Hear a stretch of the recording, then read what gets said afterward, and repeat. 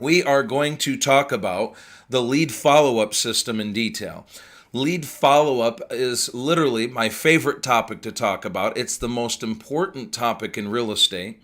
I believe lead follow-up is the single biggest loss of commissions for most of you that are listening to my voice right now. Not only is it a great opportunity, but it's also a gigantic loss of revenue. If you don't prospect, there are still unbelievable numbers of transactions that slip through the cracks because we don't have an effective lead follow-up system.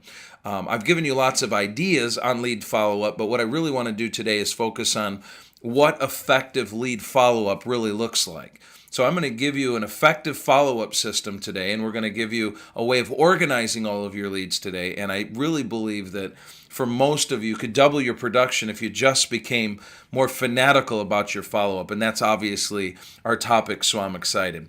So at the top of your page, go ahead and write down the lead follow-up solution. The lead follow-up solution. Now, as with any other teaching, obviously I want to start by focusing first on the mindset, that's involved, and then we'll talk about the very specifics that are involved. The first thing I want you to write down is this: the purpose of lead follow-up is to set appointments immediately. The purpose of lead follow-up is to set appointments immediately. Before we go one step further, the only reason that we're following up with these leads, the only reason we have a follow-up system in place is so that we can set appointments. Your business plan depends on appointments. Your job as a salesperson is to get on appointments as often as possible. The quality of those appointments is a function of obviously, the level of prospecting that you're involved in. But at the end of the day, I'm only following up with a lead because I want to set an appointment. And if I can't get an appointment with a lead, then I'm requalifying the lead to see at what point I'm going to be able to set an appointment. So from the mindset standpoint, if your goal is to set an appointment every day, or if your goal is to set an appointment every week, the first place you want to go, the first thought you want to have is, let me call every single one of my leads and talk about why now is the best time to set an appointment. So first and foremost, understand that the purpose of lead follow-up is to set an appointment. The second thing I want you to write down is this: develop a top 15 lead sheet. Develop a top 15 lead sheet. What we would call the hot sheet. Develop a lead list that's at least 15 deep that are your 15 best leads at any given time. Going back to the mindset number one, that, appointments are really what we're driving for here. We're fanatical about appointments. The only reason we follow up is to set appointments. Well, then how many people do we have access to where an appointment is possible? And what you want to do is you want to get to the point where you've got 15 hot leads at any given time. Now, a hot lead for some of you is somebody that's going to move within the next 7 to 14 days. You've got 15 people on your list that will set up an appointment to talk to you about listing the property, whether they list with you or somebody else. Their process is within the next 7 to 14 days. It's a for sale by owner that's just about ready to list with the right real estate agent. It's an expired listing that you've been following up with, and at any given time now, they're going to set up an appointment. It's a past client or a center of influence or referral that you've got from a past client or a center of influence. They're getting ready to do something for whatever reason. They haven't already set up an appointment. Next 7 to 14 days, they're going to be able to do that. Now for some of you that do a little bit more cold calling or door knocking, you might find that, you'll extend that out maybe 30 to 45 days because you'll tend to find leads that are a little bit earlier in the process. Maybe you have a couple of the leads that are buyers that if they find the right home or they see that they're going to be able to find a home, they'll get serious in a hurry about listing the property. But if you can get to the point where you've got 15 quality leads on your hot sheet, then you're going to end up with at least 2 listing appointments per week. So go ahead and write down 2 listing appointments per week. If you get 15 leads on the hot sheet, you're going to have 2 solid listing appointments a week. And that's why I want you to schedule, the time it takes to get to 15. Now, for some of you, you're narrowing it down to 15, and getting 2 quality appointments a week from your lead follow-up is not going to be that difficult. For others, you might put your lead list together, and by the time you're done, there's only 4 people that might want to move in the next 7 to 14 days. And so if you've only got 4, it's real difficult for you to think you're going to end up, generating 2 appointments this week. So, the purpose is to get appointments. We need to have a hot sheet that you look at, that you study, that you obsess over, that you update, that you change, that you carry around, that you cross out, that you make notes on. You've got a list in front of you of your 15 best leads at any given time. Okay. The third thing I want you to write down is this. I want you to write down, become fanatical about your lead follow-up. Become fanatical about your lead follow-up. Get a fanatical mindset about how you follow up with your leads, what you do, what you say. Have lead follow-up be that thing that everything else in your business centers around. Think about fanatical people. Whatever they're fanatical about, whether it's their health and fitness or a new relationship. When somebody's fanatical about something or someone, everything that happens somehow centers around making sure this happens first. And we want to be fanatical about our lead follow-up. Now, what is fanatical follow-up? Go ahead and write this down. Point number next. What is fanatical follow-up? What makes lead follow-up effective? There are 4 things that I've covered in a lot of different ways on a lot of different topics in the past.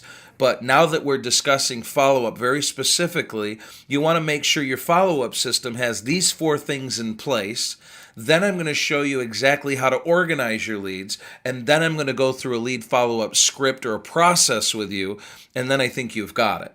So these are the 4 things that have to be in place. Go ahead and write down A. You have to quickly qualify all of your leads. The first thing we need to focus on anytime we have a lead or we're doing lead follow-up is quickly qualifying whether or not they're realistic about selling their home. As the markets change, as we're in a declining market, we really need to separate the thinkers from the doers. The ones that would like to sell and the ones that have to sell. The ones that can sell, because they have enough equity, and the ones that cannot sell, even if they wanted to. We need to find out who's serious and who isn't much faster than ever before. We are overwhelmed with the number of leads that we can generate in a declining market. There are more leads than we know how to handle. Some of you have different sources of leads coming in where, if you're not careful, the real good leads will get buried in the bad leads. There are so many maybes that if you don't find the I have tos, the motivated people, if we don't separate them from the stack, if we don't separate them from the pile, if we don't separate them from the emails, well, then we actually will lose track of them or miss out on a window of opportunity. The most important thing you can do at any given time is figure out who are your best leads, who are the most highly motivated people, who plans to move the soonest. And your best leads might not remain your best leads. You might have a really good lead that's really serious and they go cold in a heartbeat. We need to know that too. And then you got a colder lead, somebody that was kind of thinking through the process, and you make a follow-up call and you find out that, they got real motivated in a hurry. Maybe they saw a home and now they want to buy it, and we need to upgrade them immediately too. We need to quickly qualify our leads. Watch. Keeping poor leads buries the good ones. Bad leads ruin your attitude. And the best leads convert the fastest anyway. Now think about those 3 things. Poor leads bury the good ones. So we have to quickly determine who the good ones are. Bad leads are going to ruin your attitude. Nothing will ruin your attitude faster than calling a bunch of people over and over and over again that don't want to move, can't move, aren't willing to move, don't like the price, don't like the market, don't like you. Last thing you want to do is do more lead follow-up and do more prospecting when you're grinding out conversations with negative people all the time. And then think about it. The best leads are always the ones that convert the fastest anyway. So if somebody drags their feet too long, there's a good chance they're not going to do anything anyway. The most motivated people are ready to go relatively quickly. So A, we need to quickly qualify our leads. Now B, go ahead and write down, we need to have perfect timing. Perfect timing. You need to be there exactly at the moment that these leads are ready to buy or sell, or set an appointment to begin the process. You need to be there within 24 to 48 hours of that person beginning the process of setting appointments. If you're too early or you're too late, you're going to lose the lead for no other reason than you were too early or too late. It wasn't that they weren't qualified, and it wasn't that you didn't know what was going on. It's just the timing needs to be perfect. There are too many people competing for your lead. There are too many people that know about your lead. There are too many agents, too many sharks out there that are extremely effective at handling objections and closing. The thing I tell my one-on-ones all the time is treat your leads as if I'm out there lurking like a shark. And the moment I catch wind that your lead is a lead, then I'm over at the door and doing whatever it takes to get myself into the process, and I'm going to have that listing contract signed before you call back. We need to have perfect timing. We need to make sure we're there, and the only way we can do that is to requalify constantly what their situation is, why they're moving, why they're waiting. And I'll give you a script in just a minute that kind of talks about lead follow-up. The other thing I want you to write down here is this. Make sure you always get their cell phone number. Go ahead and write down, always get their cell phone number. One of the biggest mistakes agents have because of a lack of, timing is because they didn't have a cell phone number. The biggest reason that most agents lose leads is because they couldn't make a contact. So you have one phone number, you had a great conversation, you might have even talked to them a couple of times, but then before you know it, they've listed because you have left 2 or 3 messages or you can't get in touch with somebody. If timing is that critical, then make sure you always get a phone number, a cell phone number on the first call. Lead follow-up is not email either. You've got to talk to people because you can't have perfect timing. You can't quickly qualify your leads if you're not asking questions. Selling is not telling. Selling is asking questions, picking up on hesitation, finding out what they're thinking about, noticing what they're not sure about, answering questions that you didn't even know they had. So you cannot follow up unless you're there. And you can't be there unless you have a cell phone, or else you might miss your window of opportunity. So you need perfect timing. Go ahead and write down C. Your lead follow-up needs to have a level of intensity. There needs to be a level of intensity with your communication. You're not going to get people to set an appointment with you simply because, you've called. Mr. Seller, are you ready yet? Hey, John, it's Bob. I just wanted to touch base. How's everything going? Hey, John, how's your wife? How's Susie? How's she feeling? Yeah, okay. Hey, listen, the market's pretty good. How's everything going? That's not lead follow-up. Lead follow-up is asking a series of questions that produce an appointment. Lead follow-up is requalifying their motivation and attempts to help them realize now is the time for an appointment. Lead follow-up is about communicating relevant market information so that they realize now is the time for an appointment. So we have to have a level of intensity. I want you to write down 4 words. 4 words. Go ahead and write down first and foremost, authority. Write down the word authority. For you to have an intense conversation, there needs to be a level of authority in your voice. Authority simply means I'm in charge. Authority is the trait that says, I'm the leader, you can follow me. I'm the expert, I know what I'm talking about. Because I'm the expert, I'm the doctor, you're the patient, I'm telling you what to do. Hey, listen, John, right now, with the kids back in school, September's been a solid month. There are a lot of buyers looking for homes. We expect the same thing to happen in October. This may be the best market condition we'll see prior to the winter. So do you know anybody, that might want to sell their home if it's an advocate or if it's a lead? So now is the time to get together so that we can talk about your options. There's some authority there. Go ahead and write down the word conviction. There's some conviction there. Conviction is that you actually believe what you're saying. It's not just communicating, hey, listen, the market is active right now. There are a lot of buyers that are looking for homes. It's going to take some time to get your home sold. Obviously, you want to be moved as quickly as possible. We need to start the process, but you believe it. You realize that the market, the inventory is growing and that prices are getting worse, not better. You realize that with the holidays just around the corner, that's going to be an additional reason why purchasers are going to go on hold. For most of you, you realize that we've got winter to follow the holidays and it's going to get even worse over the winter. By the time we hit spring, prices are going to be worse than they are today. So it's not that you're saying it, but you believe it. Hey, listen, John, obviously you wanted to be in Florida by the time we hit the holidays, correct? Well, yeah. Well, it could take 2 or 3 months in order to get the home sold.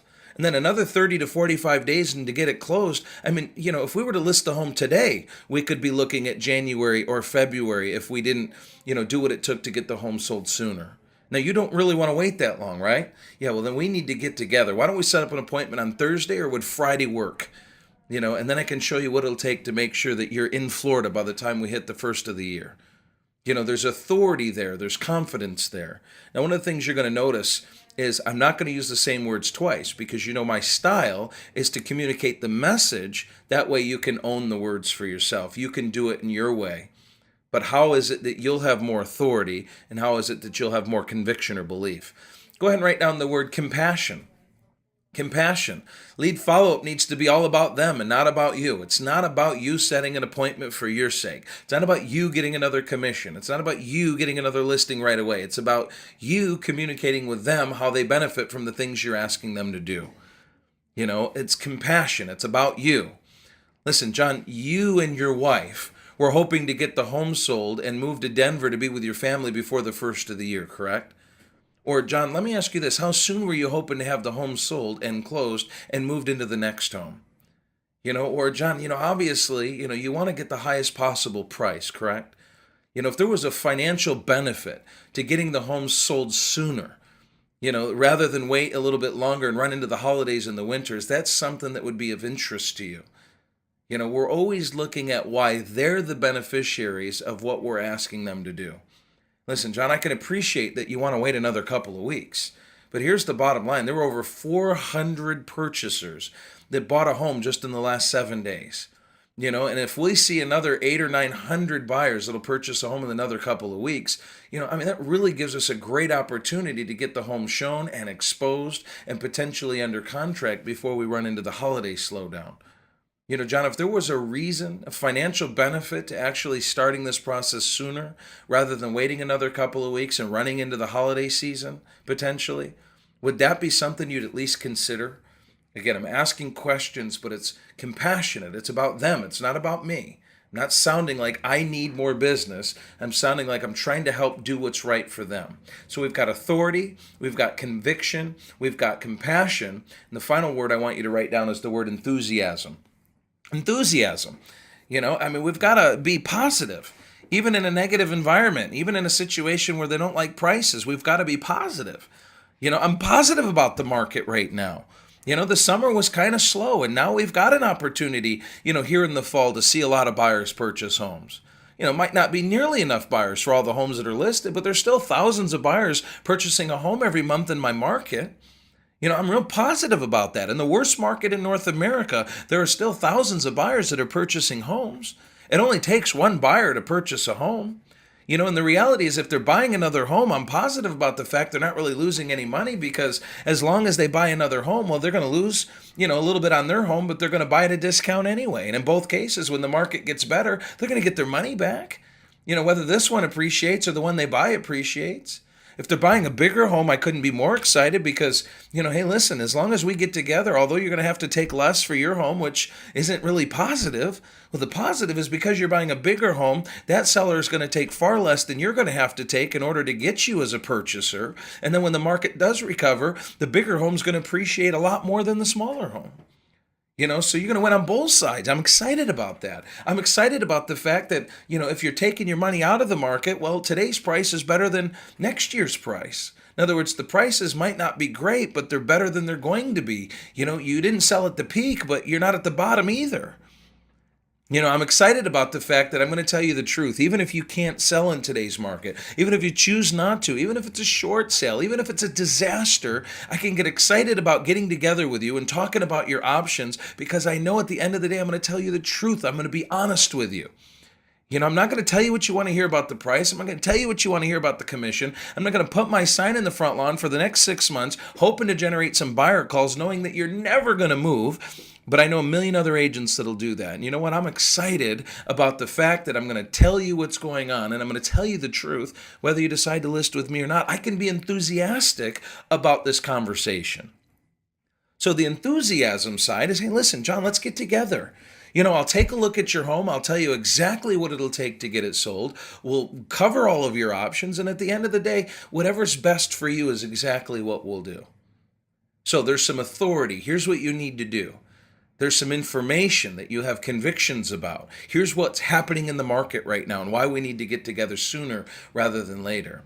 There's compassion. Ultimately, this is what you're trying to accomplish. This is a financial benefit to you as well as, a reality to you as terms of when you'd like to be moved. And then there's excitement or enthusiasm about the process, because whether it's just the truth that I know you're going to get with me, that's worth something, or whether we can find a solution to ultimately your problem in today's market, that's worth even more. In both cases, meeting with me for 15 or 20 minutes at a minimum, it's one of the best decisions you can possibly make. So when we follow up with leads, do you have that type of intensity? Last thing I want you to write down as far as effective follow-up is you have to ask for appointments. Go ahead and write down ask for appointments. It's not enough just to quickly qualify the leads, make sure your timing is right, have a cell phone, communicate with intensity. We have to always be asking for appointments.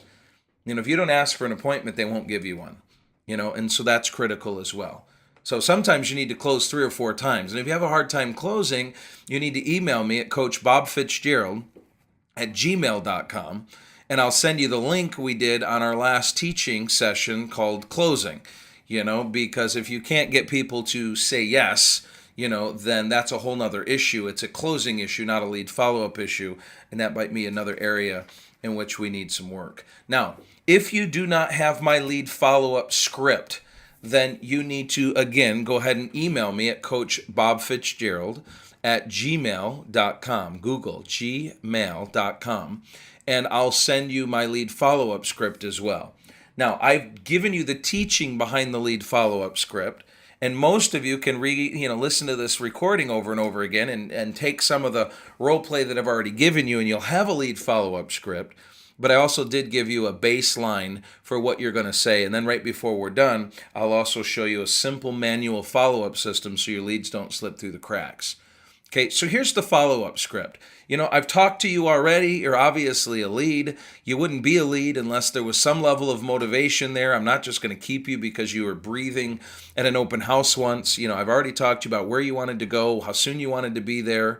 And the only reason I'm following up with you is because I couldn't get an appointment the first time. And so I'm trying to get an appointment with you this time. So in this particular case, when you see the script, it says, "Hi, John, it's Bob Fitzgerald with Fitzgerald Real Estate. The last time we spoke," remember we've already talked to them once. That triggers that we've already talked to them once. They might not remember me, but by the time I'm done with, the second line, they'll know that, they've at least told me about their situation. So John, the last time we spoke, you mentioned that you and your wife were planning to move to Florida and you were hoping to be there, by the end of the year. You mentioned this is what you said. You mentioned that you were planning to Florida and you're hoping to be there by the end of the year. Third thing you'll see on my script is, John, the reason for my call today is I wanted to set up an appointment to take a look at your home and talk about your options. Can we do it tomorrow or would Friday be better? Listen, you mentioned that you were trying to get your home sold on your own. You're buying a bigger home here locally, but you wanted to try to sell it on your own at least a couple of weeks. John, the reason for my call today is I wanted to set up an appointment, take a look at your home and talk about your options. Would tomorrow afternoon work or would Wednesday be better? John, you mentioned that, you'd had your home listed before. It was a frustrating experience. However, you were building another home and it was going to be ready in December. You wanted to take a break for a couple of days. Hey, listen, the reason for my call is I wanted to set up an appointment, take a look at your home and talk about your options. I want to show you what it takes to sell a home in today's market. Can we do that tomorrow or would Wednesday be better? Hey, John, it's Bob Fitzgerald with Fitzgerald Real Estate. The last time we spoke, you mentioned that you were considering selling your home and buying another. You said your wife was having a baby. You weren't quite sure if this one was going to be big enough or not, but you had just started thinking about it and you weren't ready to set up an appointment yet. The reason for my call today is I wanted to set up an appointment, take a look at your home, and perhaps talk about your options. The market is in a real unique situation right now. Can we do that tomorrow or would Thursday be better? Again, all I'm doing is repeating their motivation, which is the reason that I'm calling, and so I'm trying to get an appointment. Well, let's say they say no. Well, you'll see right on the script. If, oh, no, we're not ready yet. Oh, no, you're not ready yet. You'll see it says repeat what they say. That disarms them. Once you've disarmed them and appreciated them, you're back in alignment with them, which means it's not me against you, me trying to get an appointment, you not wanting one. It's me and you working together to try to do whatever's best for you. Oh, no. Oh, so you're not ready yet? Well, listen, I appreciate that. John, what does your time frame look like? Well, let's find out when they are going to be ready. Well, what does your time frame look like? Now, based on their answer to that question, I have a couple different options built right into the script. We're thinking, we want to wait another couple of weeks. So option number one, well, listen, I appreciate that. Another couple of weeks. Hey, listen, John, there are a lot of buyers looking for homes right now. With the kids back in school, September was a great month. And as a matter of fact, in September alone, there are over 2,500 buyers that purchased a home. So if we could get your home sold in the next 30 to 45 days, actually have you moved by the end of the year, would that be a problem? Well, no, that wouldn't be a problem at all. Well, let's do this. With so many buyers in the market right now, how about we get together? Let's spend maybe 20 minutes. I'll take a look at your home. We'll talk about the market. I'll tell you exactly what it'll take to get it sold. Why wait another 2 weeks? How about we get together tomorrow, or would Thursday be better? So on one hand, they might want to wait, but the reality is, there's a lot of buyers in the market right now. September was a great month. October is going to be a great month. I might add a little bit to that. I might say, well, listen, John, I appreciate that. The challenge is this. There are a lot of buyers in the market right now. I mean, in the last 30 days alone in September, there were over, let's say you're in a small market. There were over 150 buyers that purchased a home. We expect at least 150 to 200 buyers to purchase a home in October. Obviously, then November, December, we're going to be in the middle of the holidays. Now would be the best time to really get your home on the market and get it sold. Hey, let's do this. How about tomorrow? Maybe we spend 20 minutes together. I'll take a quick look at your home, tell you exactly what the market is doing, talk about what it might take to get it sold. Would that work for you? The other closing option on the script is, closing based on how soon they were hoping to move. So I go back, they said, no, we're not quite ready yet. Well, Justin, John, I appreciate that. You're not ready yet. Let me ask you this. How soon were you hoping to actually be closed and then moved into your new home? Well, we were thinking sometime by the end of the year. Okay, so you were hoping to have this home closed and then moved into the next home sometime by the end of the year. Yeah, exactly. Well, listen, John, did you know the average length of time it takes to get a home sold right now is 2 to 3 months? Then we got another 45 days after that to get it closed.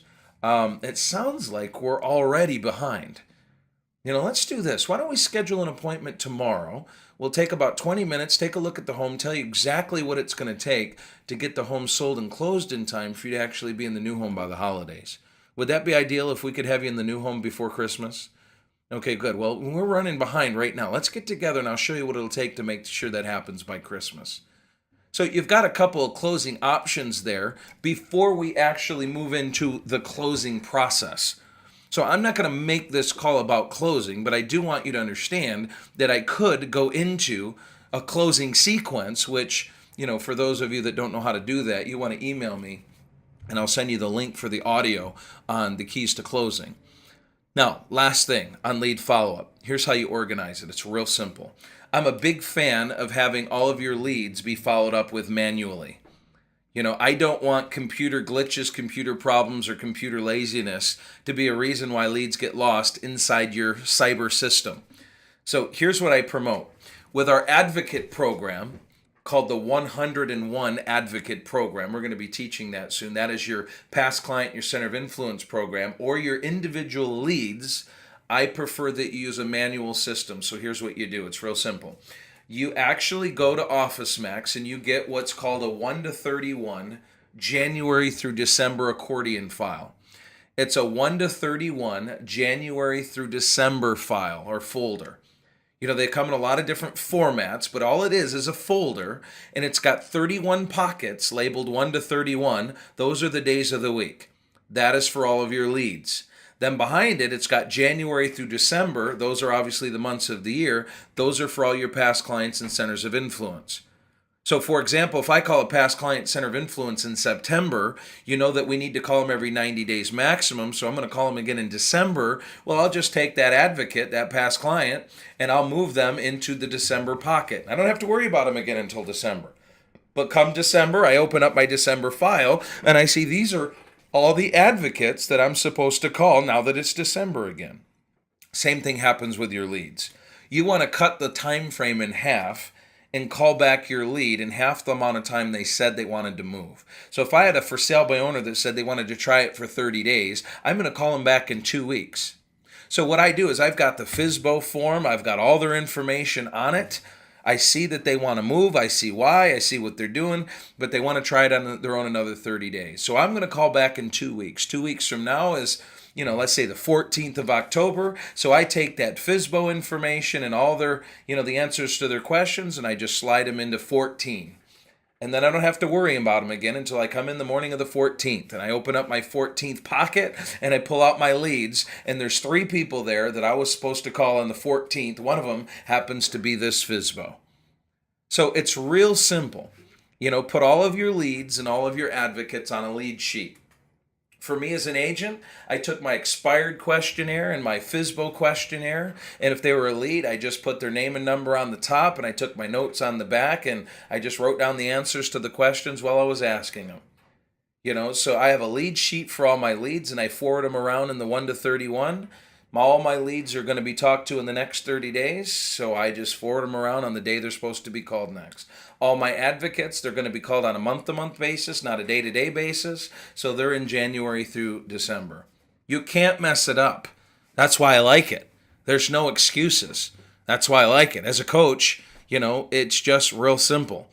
So go get a 1 to 31 binder and call all your leads back in half the time that they said they were going to do something. And then put all of your leads in the 1 to 31. And then use that binder, the January through December part, for all of your advocates. Listen, there's no excuse not to be great with lead follow-up. You just have to have the right mindset, understand what you're doing, be powerful with your script, and make sure nothing slips through the cracks. Well, group, that's our conversation for today.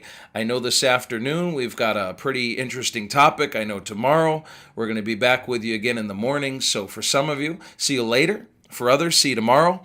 And for the balance of you, we'll see you next week. We're done. Bye-bye.